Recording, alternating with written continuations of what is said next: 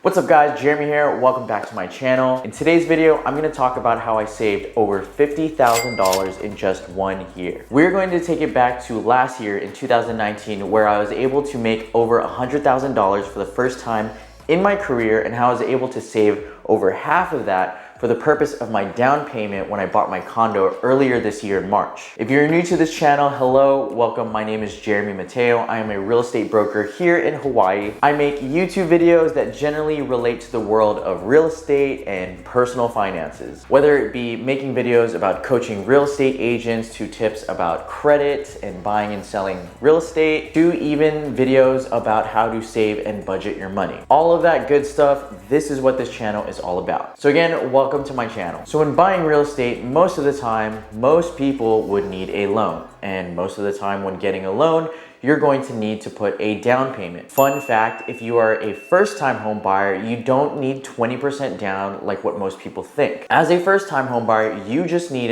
3% to even 5% as a down payment, depending on your financial situation. So how does someone get this down payment? Well, if you are like most people, it's through a wild thing called saving money. For some people, saving money is really easy, but for others, they aren't that good at it. And that is why we are here today. The point of this video is to show you how I saved over $50,000 in just 1 year, which was about 50% of my income. For a lot of people, saving 50% of your income is kind of difficult. So after watching this video, I hope that the tips I share will help you save a lot of your income, especially if the purpose of saving is for your down payment in order to buy real estate. But before we do that, I'm gonna need you to press the like button for the YouTube algorithm. And if you haven't already, please subscribe to my channel for awesome videos like this one. All right, so let's get started. So first, before you can even save any amount of money, there's one big important factor to all of this. You cannot save any money without doing this first. And that is, big shocker, you need to be making money. You can't save any money if you're not making any money.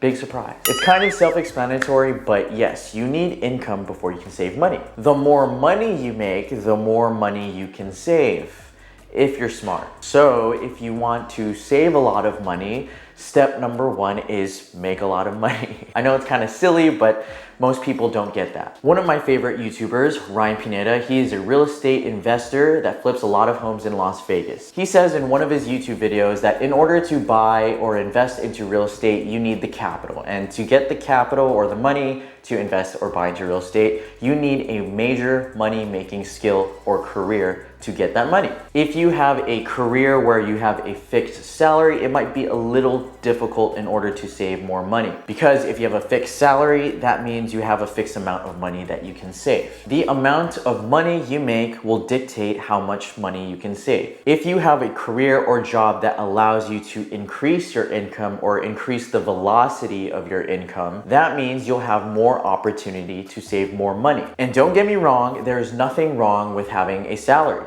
You know, you could have a big salary or a small salary. All I'm saying is that when you have a salary, you have a fixed amount of money that you can save. And to be quite honest, it doesn't even matter how much you make. What really matters is how much you save. For me, as a real estate broker, I only earn income when I sell a home. Some months I could sell anywhere from 1 to 5 homes, and some months I could sell nothing. Last year, I told myself that I needed to buy my first property because 1, I was tired of living with my mom, and 2, I'm a real estate broker, so I felt like, you know, as someone who's selling homes and helping people buy their first home, I wanted to buy my first home. So I made it my absolute priority to sell 10 homes as my goal. Because if I could sell 10 homes, then I would get the income. And if I could get the income, I could save money for my down payment to buy my first home. However, as real estate agents, we get pre-approved for loans a little differently. Because we technically don't know when our next paycheck is coming in,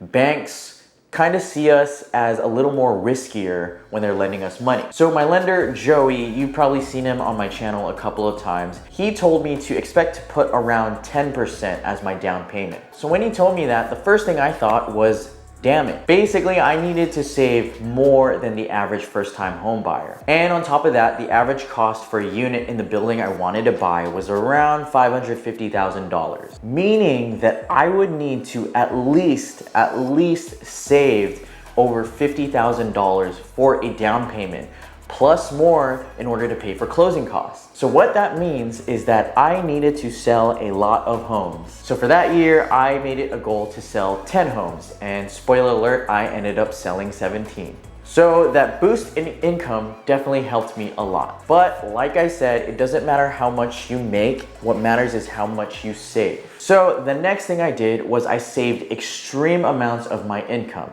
And by extreme, I mean all of it. Every time I sold a home, I would put the entire commission check into my savings. Not half, not a quarter, all of it. The whole thing. As a real estate broker, I technically didn't know how much I would be making that year. So I had to be very extreme when it came to saving. And I basically saved whatever I could. Now, you're probably thinking, wait, Jeremy, how did you do anything? How did you go out? How did you eat? How did you pay for bills? Well, every time I sold a house and put the entire commission check into my savings, I gave myself only $500 as a budget to use for the month. Yes, that is right. I said, Jeremy, here you can only have $500 for the month to survive.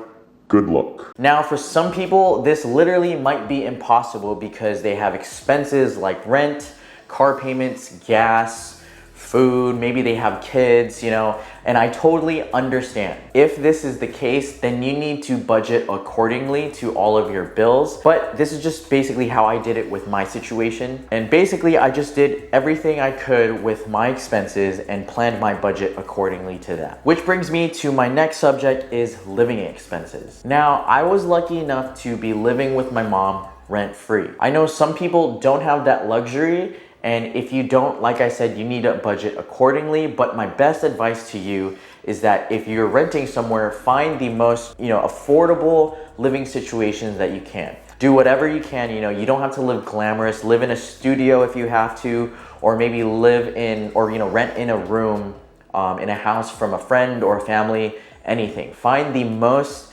absolute affordable living situation as possible. If you do have the luxury of living with your parents rent-free like I did, consider yourself very blessed and be very appreciative that you have that luxury, because not a lot of people have it good like that. If you have that privilege, be sure to thank your parents often. This was probably one of the biggest reasons why I was able to save so much. So shout out to my mom for letting me live with her rent-free. Hey mom. Thanks for letting me live rent-free with you. No, I'm gonna give you a bill, son. Now, let's talk about food. Food is a big factor when it comes to most people and their spending habits. In order to avoid spending money eating out, I would eat at home as much as I could, as often as I could. If I was going out or I knew I was going to be out around lunchtime or dinner time, I would be sure to eat at home before leaving the house. Hey mom. What? Thanks for cooking food all the time. No. By doing that, I was able to avoid situations where I would be out and about and hungry. Because I noticed that if I was out and about and I was hungry, I would most likely just end up spending money eating out. Now, I will admit there were times, sometimes that I would have to eat out and spend money. But I would try to eliminate as many situations as I could where I needed to spend money eating out. And if I did, I would usually put it on my credit card. Having a credit card for food and gas definitely helped out with my $500 a month budget. That's the beauty of having a credit card. One of the things that credit helps you with is buying time, which leads me to our next subject is credit cards and paying credit card bills. Whenever I had a bill or food or gas, I would put it on my credit card. And I know I've said in previous videos that you always want to pay off your credit card at the end of the month. Yes, that still holds true. But during this time when I was aggressively saving money for my down payment, I would kind of be, bending the credit rules. And by that, I mean I wasn't paying off my entire credit card bills at the end of the month. I know that's kind of a no-no with the credit rules, but like I said, I was aggressively saving as much cash as I could for my down payment. I would still pay off some just not all of it. I just wanted to make sure that my credit utilization didn't exceed over 20%. Because remember, 30% of your credit score is affected by the utilization of each card that you use. If you don't know what I'm talking about, I created a video about how to increase your credit score, and I'll put the link in the description below.